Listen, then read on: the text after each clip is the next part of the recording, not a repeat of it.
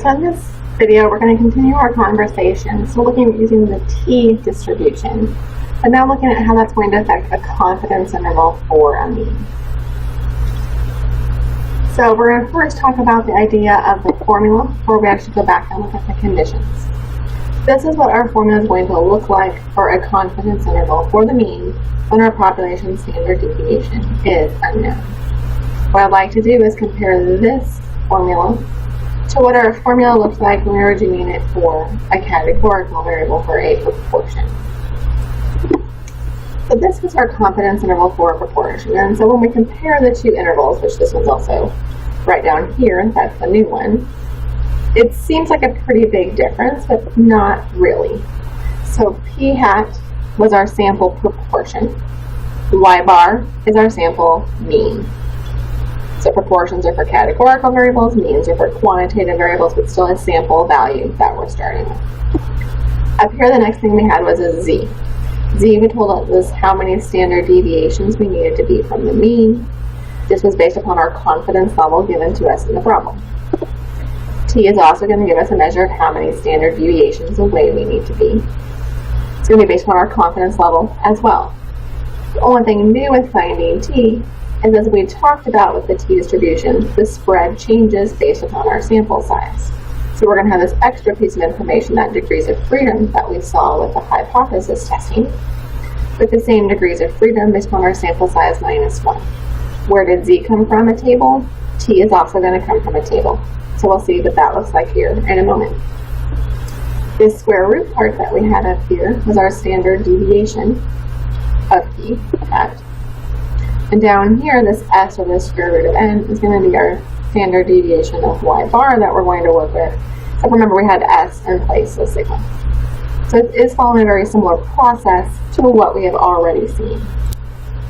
So now let's talk through the other parts that are different. So our conditions are the same conditions that we actually had for our hypothesis test. So that's not going to be new. And then we just got to interpret. So conditions, calculation, interpretation. Let's also go ahead and look at this table so we understand how that is going to work. Okay, so this is what our table looks like.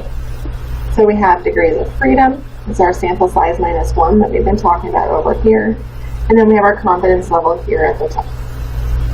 And so we'll just be matching things up. So if it says I'm 95% confident, I'll be in the 95% column. And then I just got to go down that column until I find my corresponding degrees of freedom to go along with it. As you scroll all the way to the bottom, what you'll actually find is this last row, where our degrees of freedom is at least 100. All of these numbers you see down here are basically the z equivalent. So if you remember when we did 95% confident for our z, that was a z of 1.96. So that's how you see that t, as our sample size gets bigger and bigger, that spread becomes basically what it is in a z and gives us the same values as our z table would. Alright, so we will be doing these calculations by hand. So we're just going to start by then looking at an example. Alright, so we have a company that is interested in estimating the annual mean out-of-pocket employee health expenses of their employees. So they took a random sample of 66 employees, so that's going to be our N, and found that the mean out-of-pocket employee expense for the year was $1,752. So that's going to be our Y bar, with a standard deviation of 1,186. And again, notice this number is coming from just those 66 employees. That's why it's a sample standard deviation and not a population one. We're going to create a 95% confidence interval for our parameter here.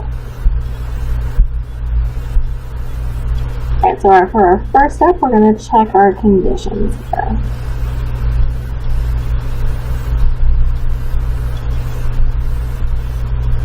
So first, checking to see if we have our random sample.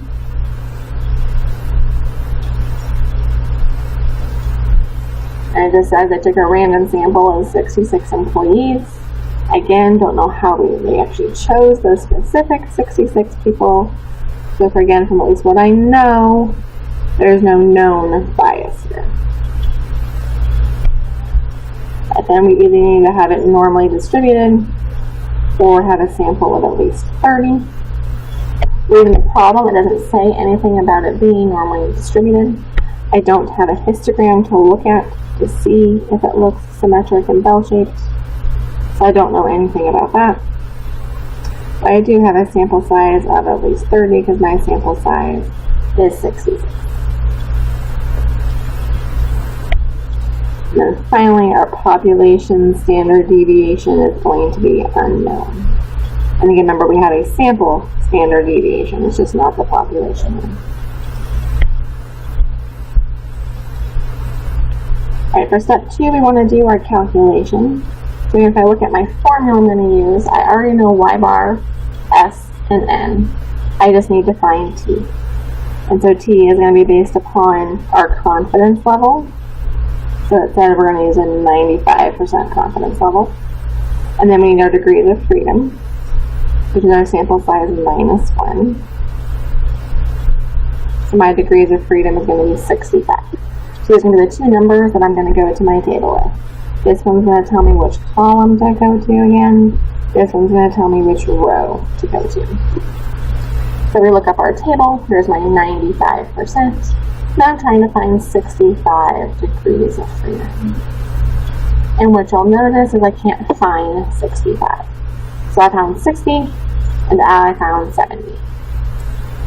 Now from a general standpoint, I don't generally care if my students use either of those numbers because that means you're in the right place. However, students usually like to know why I do what I do. So I'm always going to round down my degrees of freedom. So even though 65 under normal rounding circumstances would round up to 70, if I round down to 60, what I'm doing is underestimating my sample size. First, I round up and overestimating my sample size, or saying I have more data than I actually do. So I find it safer for me to underestimate my sample size, and so I'm going to use the t of 2 for our example. Again, that number is just coming from the table. Then we do have everything to plug into our formula. So we have our sample mean, we have our t, we have our s, and we have our n. And then we can do the same thing on the other side.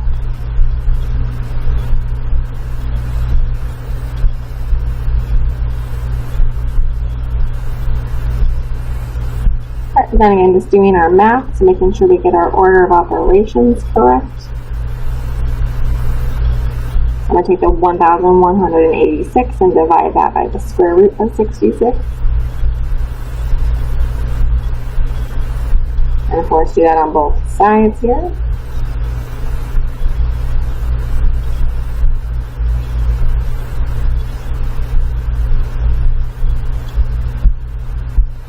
And do my multiplication and divide. So my multiplication here. I get my 291.97.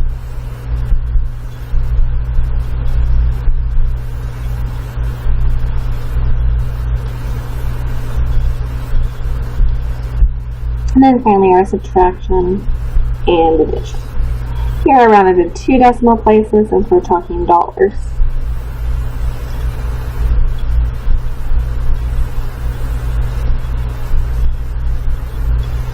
So there will be my calculation done.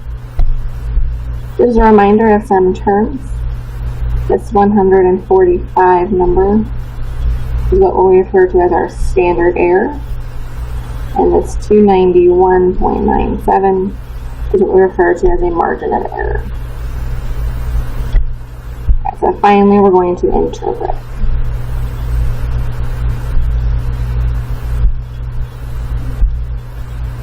So I'm going to be 95% confident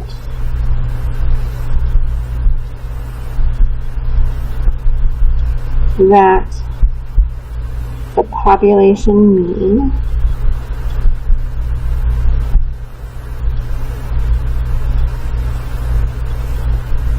annual out-of-pocket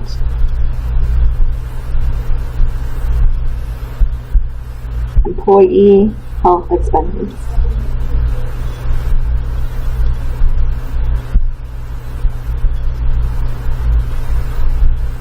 Is between our two numbers. Between our $1,460 and our $2,044-ish.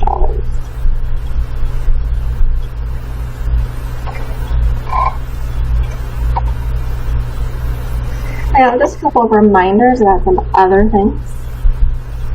So a big kind of note that I'm going to write here. So realize at first that this is not telling us about individuals. That's what Chevy Chev's rule does, not this. So a very important term that we're doing inside this interpretation, right? This is a mean that we're talking about. This is where the mean health expenses fall, not necessarily individual health expenses. Right? If students were to ask me for a different example, I would say, well, let's talk about like the scores on an exam. Right? If I tell you that I think the mean is between a 70 and an 80, that doesn't mean that I think every single student is scoring between a 70 and 80. So the mean is going to turn out to be, but individual student scores are going to look a little bit different than that. And that's where Chevy Chev's rule would be helpful for me. Another just reminder. So if you notice that our interval here is kind of wide, it's about $600 wide. So how could I actually narrow this interval? There were two different things that we talked about that are able to make our interval more narrow. The one thing that we can always do is increase our sample size. The more data we collect, the better job at estimation we're doing. Again, assuming we're doing things in an unbiased fashion there.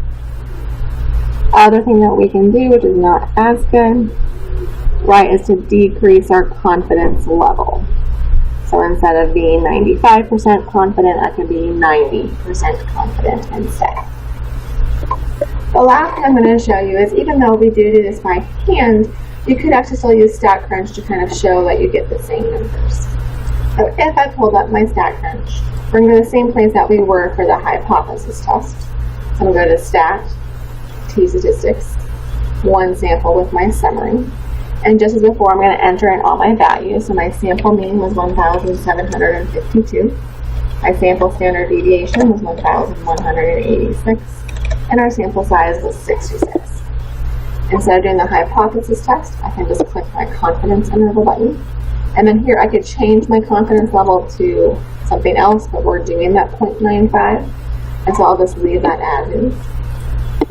And then I can hit compute, and you'll see some numbers, which might not be perfect if we do some rounding along the way, but we're pretty close. So here they got the interval was $1,460.44, which again, we're a little bit off because we rounded some numbers along the way. Remember, especially when we went to the table, we couldn't find the exact T that we wanted. And their upper limit they got was $2,043.55, which we got 97 cents. So notice ours is a little bit different than what we got here. Also, what you'll see here is that standard error that we talked about. So it was 145.987 that we had. So notice that that's that number that we got right here. So sort of a nice way of checking to make sure you've done your calculation correctly by checking StatCrunch and see how close your numbers are to what you got there. Alright, so hopefully after this video, doing a confidence interval for me makes sense. In the last video for this unit, we will talk about determining sample size now that we're working with a quantitative variable.